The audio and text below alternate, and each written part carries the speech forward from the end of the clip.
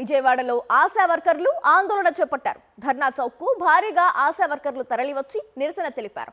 కనీసం వేతనం 26,000 రూపాయలతో పాటు అన్ని రకాల సెలవులు ఇవ్వాలని కోరారు.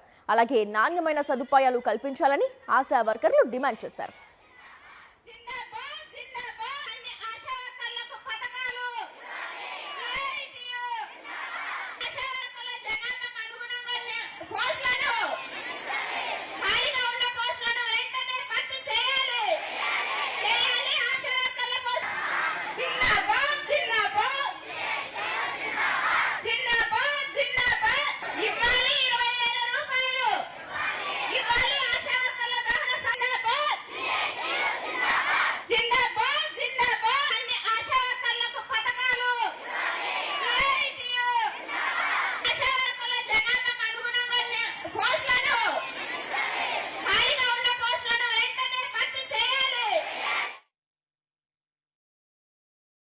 ఈ భారతదేశంలో పనిచేసే వాళ్ళకి అందరికీ కూడా సెలవులు ఉన్నాయి.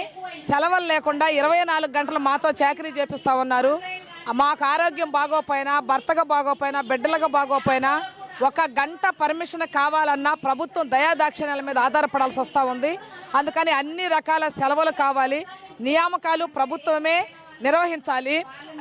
ఏఎన్ఎం, జిఎన్ఎం ట్రైనింగ్ అయినటువంటి ఆశా వర్కర్లకి వెయిటేజీ ఇవ్వాలని, పెరుగుతున్న జనాభాకు అనుగుణంగా ఆశా వర్కర్ల సంఖ్యను పెంచాలని, ఖాళీ పోస్టులని భర్తీ చేయాలని, ఈ డిమాండ్ల సాధన కోసం, మట్టి ఖర్చులు ఇవ్వాలనే డిమాండ్ల సాధన కోసం ఈరోజు రాష్ట్ర ధర్నాని విజయవాడ అలంకార సెంటర్లో నిర్వహిస్తూ ఉన్నాం.